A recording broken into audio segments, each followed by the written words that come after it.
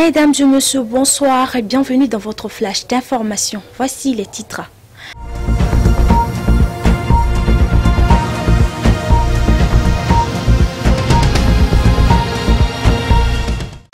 Deuxième congrès ordinaire des huissiers de justice du Mali, Maître Boubacar Namankoro Diallo réélu pour 3 ans.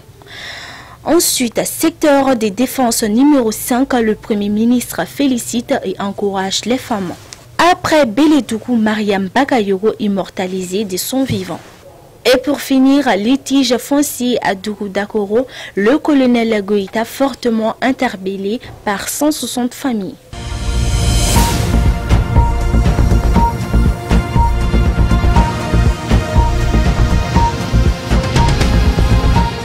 Cher public, rebonsoir et merci d'avoir choisi Rota TV pour vous informer.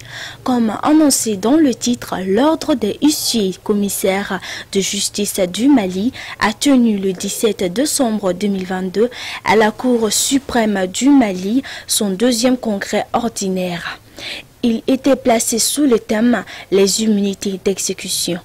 L'ouverture des travaux a été faite par le ministre de la Justice et des Droits de l'Homme, garde des CO, Mamoudou Kassongé, la famille judiciaire, les directions de la police nationale du Mali, de la garde nationale du Mali et de la gendarmerie nationale du Mali, ont fortement répondu à l'appel des huissiers de justice. Ensuite, en mission à Ségou, le Premier ministre a tenu à encourager et à féliciter les forces de défense et de sécurité FDS déployées dans la 10e région militaire. Il s'est rendu le dimanche 18 décembre 2022 au camp Chekou Amadou Tall où le colonel Oumarou Youssouf Sissé, commandant de la région militaire numéro 2 et commandant du secteur 5, a exposé au Premier ministre les opérations en cours et les perspectives dans le secteur 5.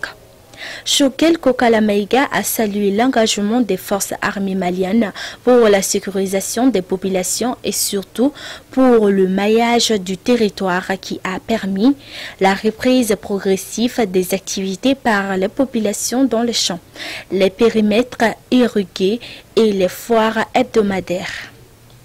Le chef de gouvernement a rappelé que les forces de défense et de sécurité constituent la colonne vertébrale de la nation. À ce titre, dira le Premier ministre, la nation leur est redevable pour tous les sacrifices qu'elle continue de consentir. Après, célébrons les iguanes pendant qu'elles sont en vie, c'est bien ce qu'ont compris les Bélédougouka en convergeant massivement vers le terroir le week-end dernier pour rendre hommage à leur digne fille de 86 ans. Venus de tous les horizons du Mali et hors du Mali, ils ont assisté au baptême de l'espace culturel Mariam Bakayoko.